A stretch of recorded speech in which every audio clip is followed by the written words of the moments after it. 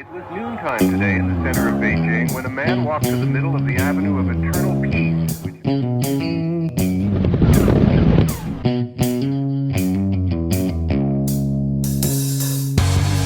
Hello, Rye. Welcome back to the Survival and Basic Badass Podcast, Kevin and Chuck.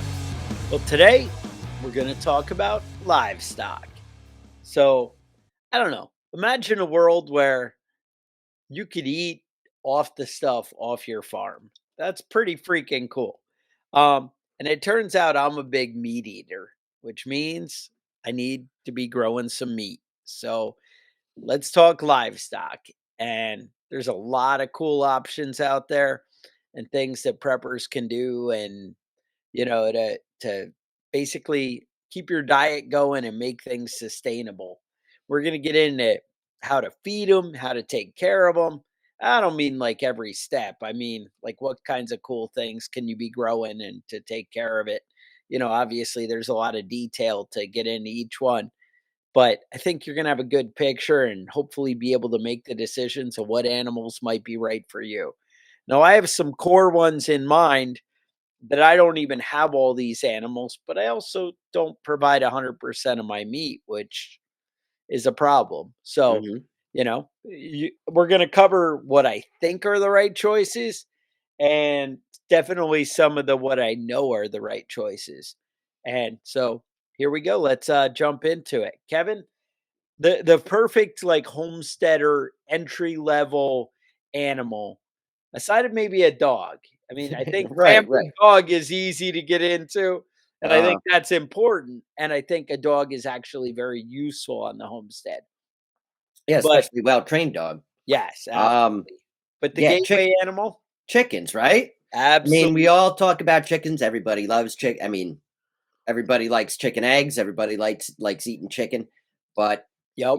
they can be a little bit difficult to deal with Mm. unless you're Fry, prepared. rotisserie, whatever you got, chickens are go to. All right.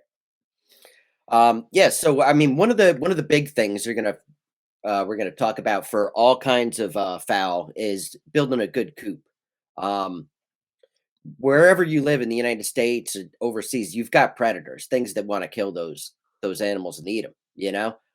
Where I'm at, I've got a fox. He's not too much of a problem, but I've got a bunch of hawks and eagles that'll come and swoop up my ducks and just mangling them. Yeah. So with a coop, it's important that um, it doesn't have any easy access where something can climb up through there.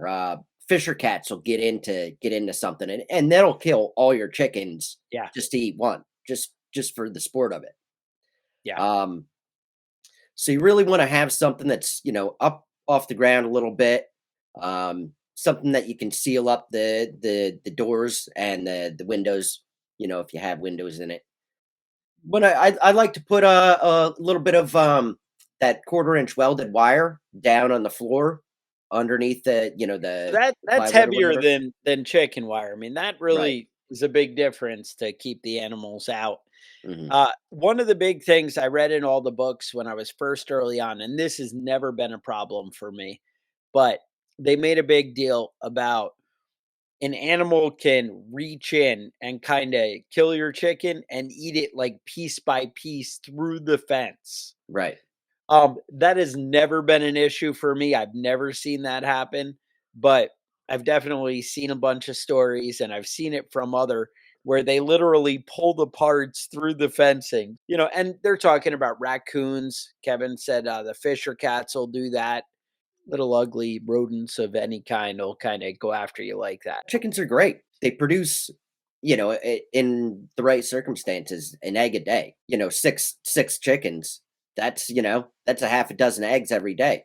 Right. I know a lot of people that got into chickens, and every time I go by their house, they're like, "Please take eggs. I have a Yeah. bowl of 40 eggs here. What am I going to do with them all?" Right. So they say that the average chicken lays between 250 to 300 eggs a year. Mhm. And my experience, and I think I've read it somewhere, but it's definitely what's happened for me, is you seem to get about 3 solid years of laying out of a chicken. Mhm. And I'm saying, like, really productive, like, they'll keep laying for probably 6, 7 years, I think, Right. but not getting that steady, like Kevin said, 1 a day kinda thing. Um, they don't lay eggs in the wintertime, but it's a sunlight issue, so you can recreate that by extending daylight hours. I like to let the sunset bring the chickens back into the coop, so therefore usually when I add light, I add it to, like, early. Like, I make it a morning light. So if the sun is coming up in the winter at, say, 7:30 or something like that, then what I do is I have that timer where it comes on at 6 or 5 o'clock in the morning, because obviously you're getting an earlier sunset also in the winter, but I'll have it come on at, like, 4 or 5 in the morning, and then that'll keep them laying. Um Yeah. I kinda did the opposite just because of a solar light I have set up out there. It goes down and the light kicks on, and they're in the coop, but it's got, an extra 3 or 4 hours of, light in there. Absolutely. No, that's awesome. And it kinda it does make a difference. Now, giving them the break in the wintertime is maybe a little bit healthier for the chicken, so you have to decide what's right for your needs. It turns out, you know, but you're basically gonna get the same amount of eggs, whether you get it in that faster, shorter period or you give them the break and then they lay for 5 years instead of 3. I Right. mean, that's the takeaway on that. But there's lots of good recipes for cooking chicken. You can eat the wings and fry and Mhm. grill, and eggs are awesome, to be honest. I mean, they're just like the go-to. They help you with baking, they help you with everything, Yeah, great and for protein. they're easy. Yep. I've never taken a chicken to a vet or done anything like that in 10 years of raising chickens. Um, they do get mites sometimes, giving them the ability to do, like, a dust bath, and they have stuff like diatomaceous earth you might, mix in to, help them get rid of things that are irritating them. Sometimes their butts will clog up, fun things, they mention chicken butts Mhm. and things. Yeah. Yeah, it's the worst thing to have to deal with. Well, that's the worst, or, like, basically, I always they say do, like, a bucket of warm water, and you just kinda are, like, dunking them in. You can clean their butts out and Uh-huh. fix things. Usually, that's coming from worms or parasites, and you can Mhm. get into something like that. Usually, once that starts to happen, it ends bad, but hopefully, chickens are one of those you have redundancy. You've probably heard on a farm, people say, if you have livestock, you have dead stock. Like, and then you always have the debate about free range or not free range. When I was losing, like, I think I got away the first 2 years, we never really lost anything to predators. We were just great. And I'd just let them out of the coop in the morning and lock the door at night, and that was it. Then one day, like Mother's Day, I think it was, we go out for ice cream and we come home and there's 20 dead chickens in the yard. Like, I Oh. think we had about 30, but we lost 20. And they weren't even, it was like a mom fox teaching the babies how to kill, I guess is Yeah. what the consensus of the neighborhood was. And it just like broke heads and they were all over the yard. It was bad. Now the predators seem to be birds where I am. Like, I have foxes. I was having trouble for a while. We got rid of the fox, and then you can just tell them to go away. The fox. I don't know. And Yeah. then there might be other tricks. You have to look on the internet for that. But then we ended up getting birds as predators, and we have, like, I don't know, all kinds of birds of prey that seem to come down and mess with them. But we had owls, and the owls would put them up in a tree. They'd, like, take the chicken's head off and then leave them in the tree. And my wife was, like, walking through the yard, and one literally fell out of the tree and hit her. And, a headless chicken, Headless chicken. that doesn't do well for keeping everyone happy on the homestead. Just Yeah. say something to think about. Yeah. Now I've got ducks as I mentioned. They're similar to the chickens, almost, They are. almost the same thing. They you don't technically you don't need water for your ducks, but you're kind of an asshole if you don't Yeah. have something. I got a kiddie pool out in the yard that they can go swimming in, and I've dug a big pond for them, in their little enclosure. Yeah, I would Um, definitely plan some kind of tank. And that's the thing. It could be like, 50 or 60 gallon tank and you're better than nothing, right. but you know, you got a Yeah. pond. I always my fear, you have ducks, so you can tell me. My fear is they're very messy. Oh, Like yeah. worse than chickens. Yeah, oh, yeah, yeah, they're completely disgusting, and Mhm. any clean water, like a pool or a pond, anything that you have for them, they're gonna turn it into mud, Yeah, you they have to set just up are a drain for nasty that about it. pond unless it's Yeah, huge, so exactly, exactly, they're just disgusting animals in general. Um, the duck eggs are similar to chicken eggs, they're a little bit larger, um, they're they're good, and honestly, I'm a big fan of eating duck, and some people so are allergic to one and not the other and vice versa, right? So yeah. you can maybe find something that works there for your family. Mhm. Um, yeah, I prefer duck meat over chicken meat, but I prefer chicken eggs over duck eggs. I know people who have ducks, a lot of them will just use the duck eggs for baking and not so much the other. Yeah. But I don't know. You said no problem. They taste great and you're happy. That's your Yeah, I experience. mean, and they are great for baking, I think Mhm, they're better than chicken eggs even, but, mhm. yeah. Okay. Yeah, so they're a great alternative to, chickens, especially if you have some water on your property that they can access. Yeah. And then those of you who've been listening to the show for a while, my thing is rabbits, right? I like rabbits because I like meat, and rabbits are quick, repeatable meat, and they're kicking ass with that. You guys know I have a bunch. Here's like my setup early on. Now I have more cages and more full, and I basically have twice this setup that you see Okay. in the picture, which is I have basically 8 separate cages, which I really keep one per cage. But if like it's a mom that has babies, then they'll all stay in there until the babies are ready to go out and that kind of thing. Basically, you want to get them out before they start humping mom.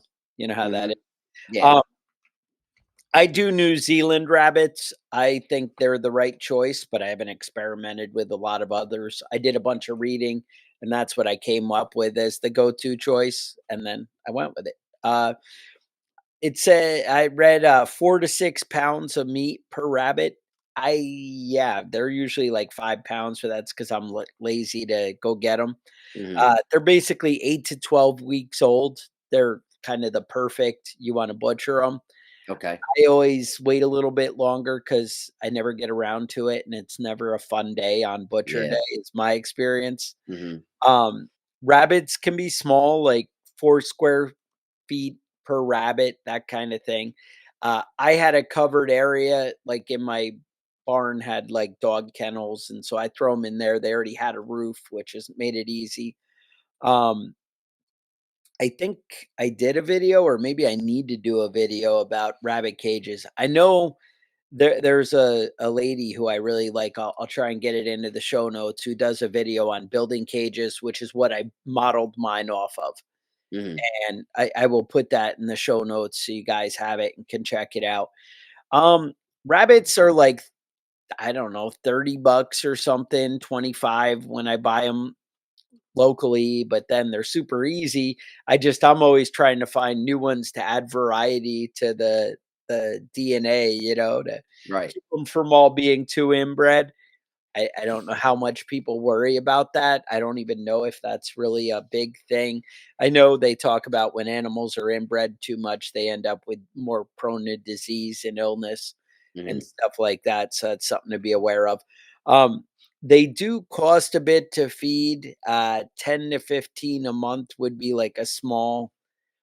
I I would say, I don't know. I probably spend more than that. I probably once a month, I spend probably $40 on feed for my rabbits, but I'm feeding about 8 of them. Mhm. So that's, you do your thing.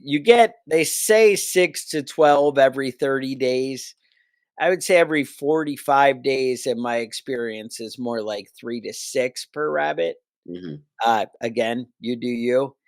Uh, Yeah, and you can save a lot of money on feed for most of these animals by, you know, by allowing free range stuff. 100%, Rabbits, it can be a little bit trickier. because they Chickens dig. will come back They'll when dig you. out, right? The Yeah, rabbits exactly. will tunnel out if you leave them too long in a, crazy place. They like to dig holes. But, hey, if you there are definitely books on feeding your rabbits for free. You can also grow, like, they have that fodder, like, little looks like, I don't know, I think it's barley is, I think, what we were growing, like, Mhm, little, and the seeds, it was tough to get it going without mold and stuff, but I bought, like, a setup for, like, 40 bucks of, like, little seed trays in a tower, and I don't know. mhm. I put the wife in charge of it. It worked for a month or 2, and then she was like, "Eh." And I gotta say, once I bought a, Feeding Your Meat Rabbits book, from nature or something. There are a million plants, dock, and, different things. I have sweet gum trees. I just break off a branch and drop it in. I am sure that I could feed them just off my land and be, more headache free than I am. But I buy, like, Timothy grass and that kind of stuff, and I'm feeding them hay and all that. So who knows? There are definitely ways to do it cheaper and more efficient than I do. But you figure if you can turn them over in 8 to 12 weeks and the smaller babies are eating less than, the bigger ones, so it's not that bad. Uh, what else? You have, Yeah, well, we're talking about, rabbits. I wanna talk about, guinea pigs real quick. A lot of okay, people, not really common in the United States. not In what I would Peru, think of. yeah, in Peru, they've been doing it, for centuries, and in the Andes, South America.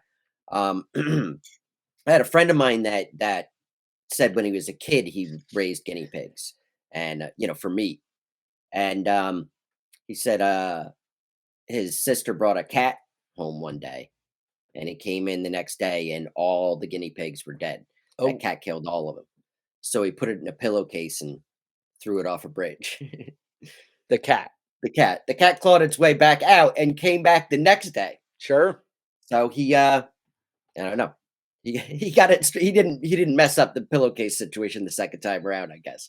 But he Oh, was telling oh, me he was Kevin. so mad about this cat eating all his. I mean, it killed. It was basically the family's food for the month was all gone. Wow. Um, That's kind of significant. Yeah. yeah, never eaten guinea pig. Couldn't tell you what it tastes like, but they say it's similar to rabbit. Yeah. As far as, like, maintenance and care for those, the big thing is, like, I go out and I have to sweep up everything, their rabbit droppings. Now, obviously, people get very excited. That's how I sold the wife on it, was the compost of, they rabbit poo you can put in the garden right away, right? And Yeah. that's huge. Chickens, you can use that poo and stuff, but you got to age it a little bit and, work it in over time. Whereas the rabbit stuff is ready to dump in right away. And I know Hmm. the wife, it's done big things for turning around our soil. So she's very happy with that. We're always bringing it in. Plus, supposedly, rabbit poo deters other rabbits. Like, Oh, they really? don't like the smell of the other guy's thing. Hmm. I don't really know. But you'd think they'd just be coming around to hump whoever's there. I don't Yeah. really I mean, understand wild that stuff. rabbits will destroy your garden Yeah. if you got a bunch And they're around and fun to stuff eat fenced in. too. So, yeah, Hmm. but it turns out you're not getting 4 or 5 pounds out of a wild rabbit, though, and you Yeah. are out Right. of these, like, mine don't look that much, but they look a lot meatier, they're not taller, they're just a lot more meat than other, things, so, something to keep in mind. Rabbits are pretty easy, and you can raise them as, like, a colony thing. I've seen really cool stuff, but I can tell you that the males are relentless and the females are not really happy about it when they're being humped every 20 minutes or every 5 minutes. Yeah, and No, I think that goes stop. with a lot of livestock. You want to limit the amount of males you have in the population. Yeah. Chickens and ducks will be. If you have five roosters and five hens, it's not gonna be great. Yeah, no, if you get a female that isn't really into it, dude, they bite the testicles off the male. Oof. They don't fuck around. Hey, they're like, "Nope, we're not doing this shit. We'll straighten your ass out." It's one of those takes care of itself problems, Hmm. you know? But that's something to keep in mind. Now, other meat, sticking to the meat thing, what about goats or goats and sheep? Yeah, so I'm a big fan of goats. I lived on a farm that had I guess it was a herd of about 30 goats. And I lived on the other side of the farm, but every day they'd do a loop and they'd just come around, come through, check everything out. They eat all the poison ivy. It's great. A friend of mine says that drinking goat's milk will make you immune to poison ivy. Heard it. Now, I I may don't have know heard if it that's from your true or friend. not. I don't know. But yeah, it can hurt, right? Because you're exposed to little bits, right? So Hmm. that in theory is how these things work, right? I Right. guess. Um, So yeah, they yeah, eat off the goats. land, which is Mhm. awesome. And usually they're saying 40 to 60 pounds of meat out of a goat. So Right. that's not too Right. bad. They say you can support about 8 goats per acre.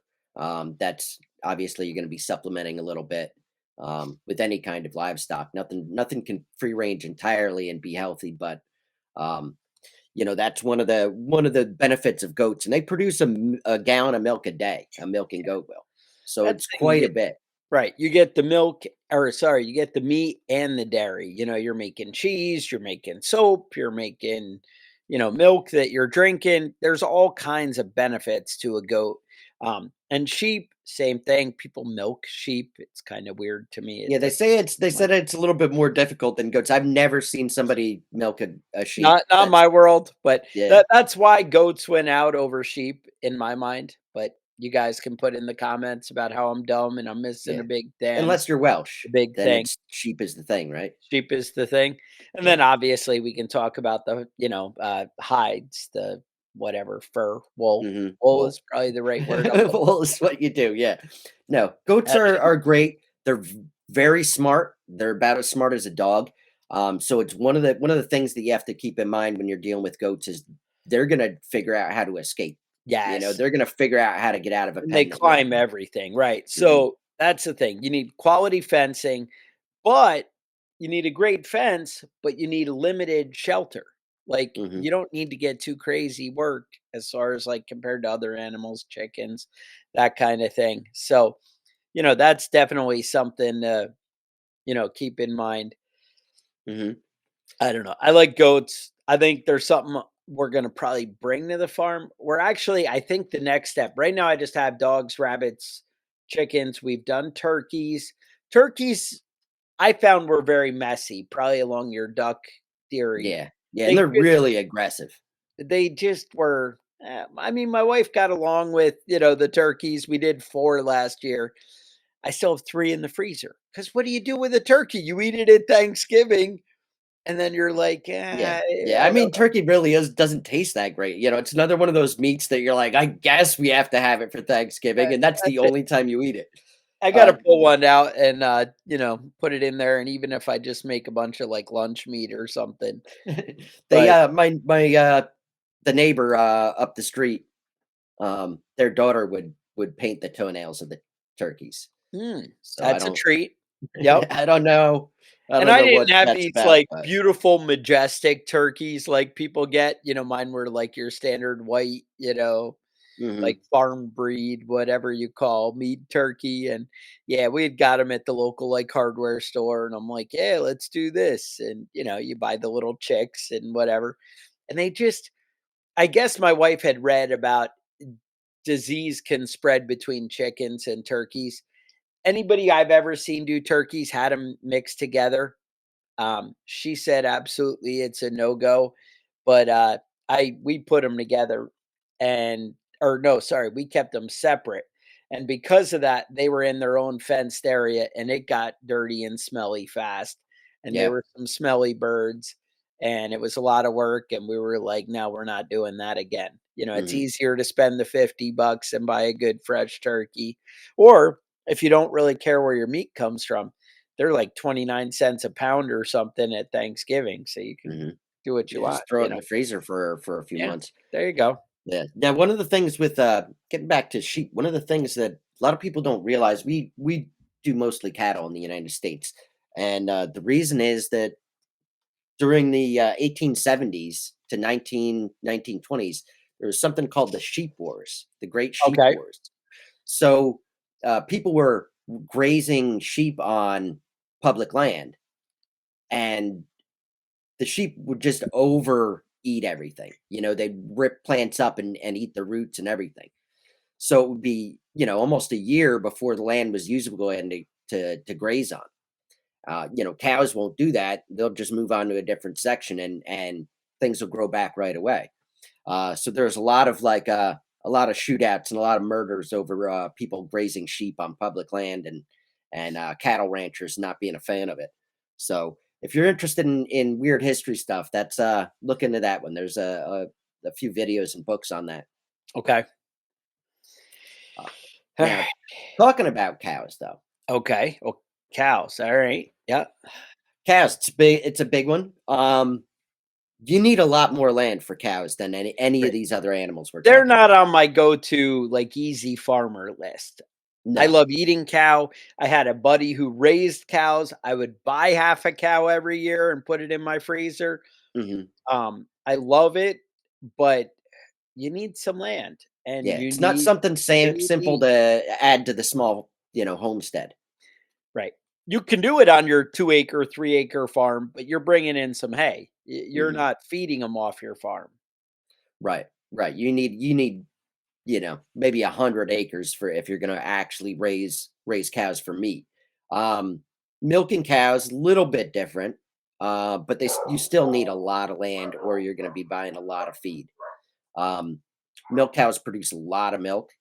One cow is going to take care of your whole neighborhood. Really, I think it's almost 8 gallons a day for some of these milk cows. They Yeah. produce a lot. I mean, that's it. So, You get a benefit mhm, and the meat's awesome, but yeah.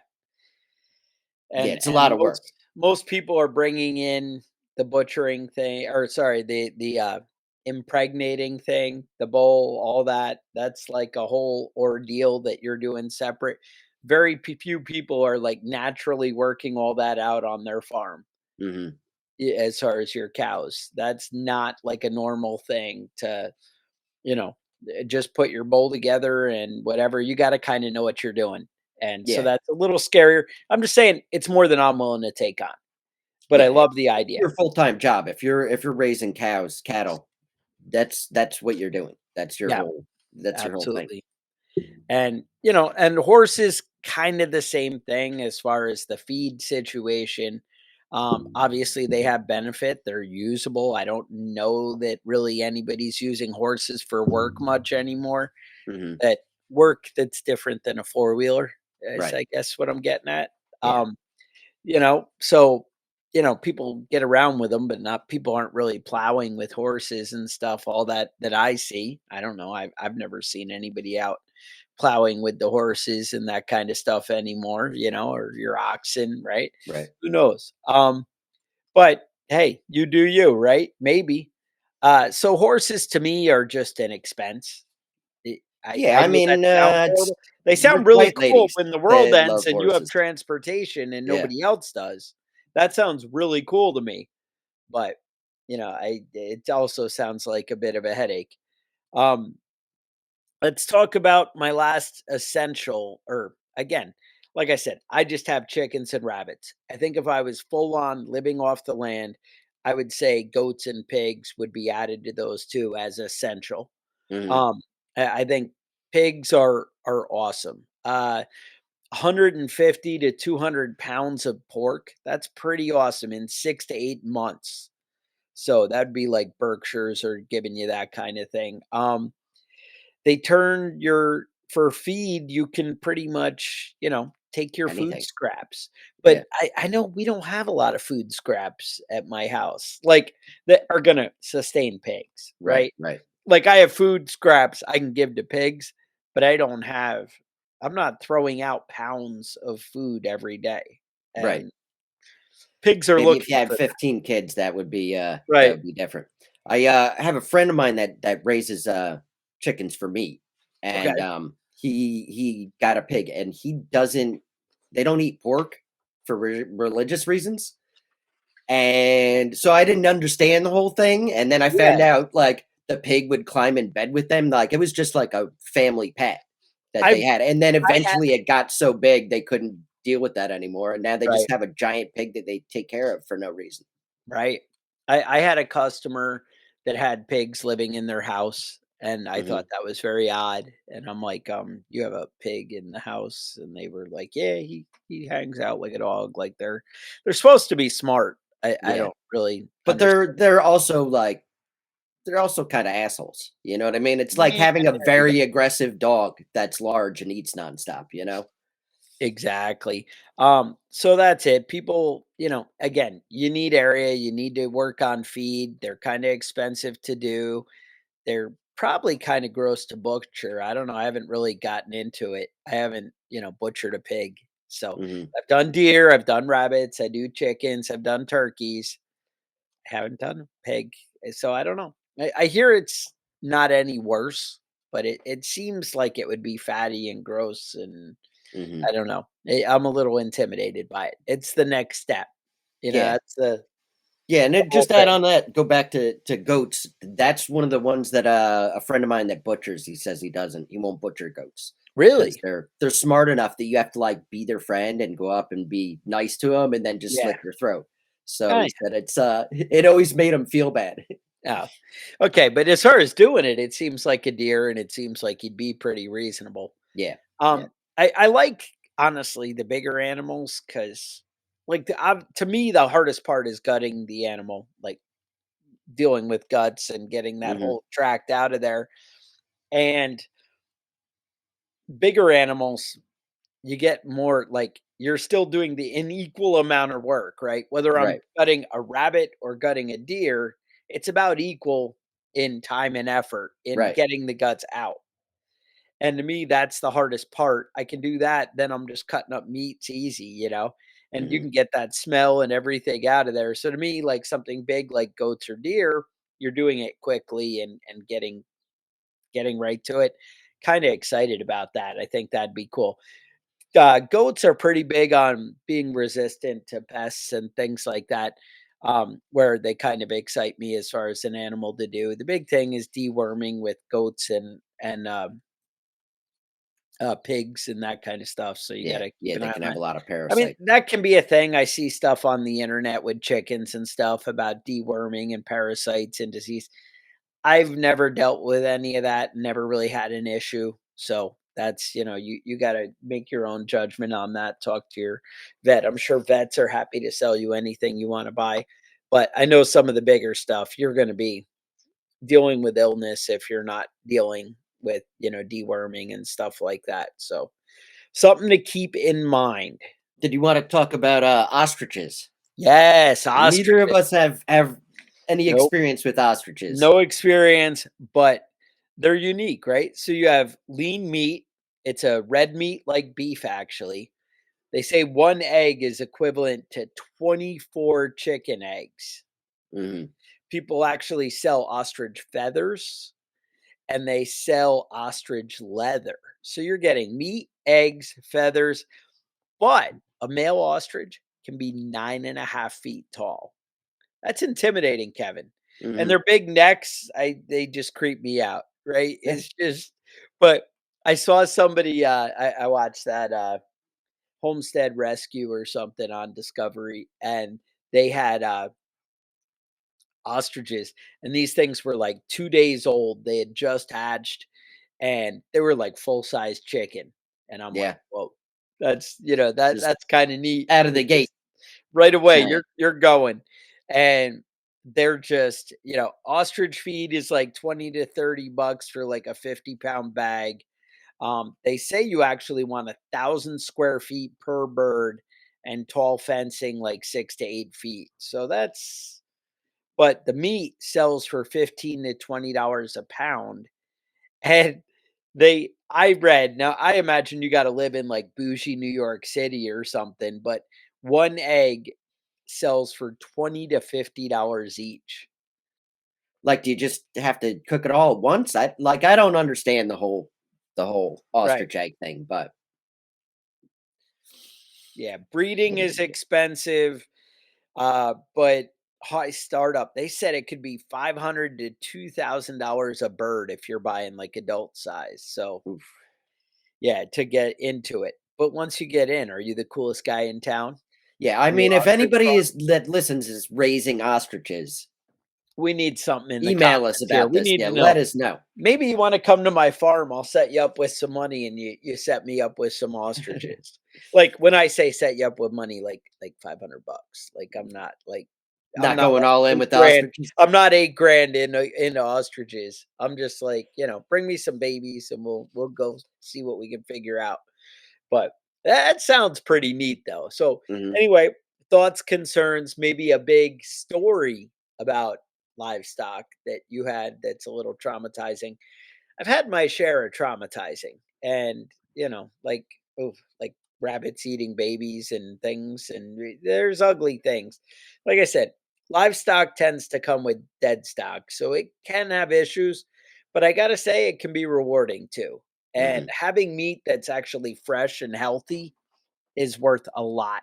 Knowing how it was taken care of, knowing that it was actually given a humane life, that's pretty awesome.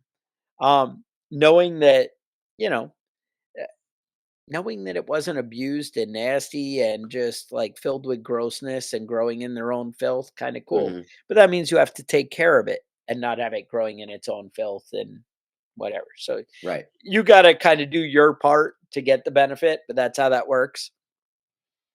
But I don't know. Actually, speaking of parasites, Kevin, you know, people can get parasites, and a I've lot of heard that. disease comes from parasites. Mhm. And we actually have a sponsor, Jace Medical, that I put in the show notes. They have a lot of cool tricks that sell certain products you might have heard people mention on the internet that we're not really allowed to mention on YouTube, that you could purchase from them. Jace Medical, you might want to check it out, see what some of the neat things. But if you wanted to get rid of Yeah. parasites, They had some great, they might have some products. antibiotics, some great stuff there. Yeah. They also do kits. They work out the whole prescription thing and making it all legal and the way things should be. So that's something to check out. Another thing you guys might want to check out is survival and basic badass podcast.com, where you can buy badass gear like cool shirts and all kinds of stuff. We have like cool beer glasses and coffee mugs and all kinds of cool stuff on there. We also have an email list that I just sent out like the first email in like a year the other day. So, we're getting there and we're learning. And but basically, I'm just saying you might want to go sign up for the email list. If I find like super awesome deals, and I'll like send them out to you guys. And I seriously, legitimately, I'm only sending you a deal that I think like I'm like, oh, I should buy that. Like, I just found a deal on something really awesome the other day. I can't even mention it on YouTube because they freak out. And I was like, "Oh," and I'm like texting like 8 of my buddies, or I saw like a binary trigger deal, and I was like, "Hey, look at this deal. It's really amazing." And like 8 of my buddies, and I just texted them and I didn't get anything for that. But those are the kind of things that I'm like sharing with you. It's not like, "Hey, look at this shenanigans that, isn't worth anything." Like to me, like Jace Medical, right? The reason I'm telling you about it, it's almost impossible to find antibiotics and things that are going to last you through the apocalypse Mhm. in a store. And this is a way that I found to do it. And so it's kind of cool. So I'm just saying there's options out there. Anyway, Kevin, any other thoughts, concerns? Nope, that's all I got. If you wanna got any ideas for a show, send us an email, preppingbadass@gmail.com, and, that's all I got.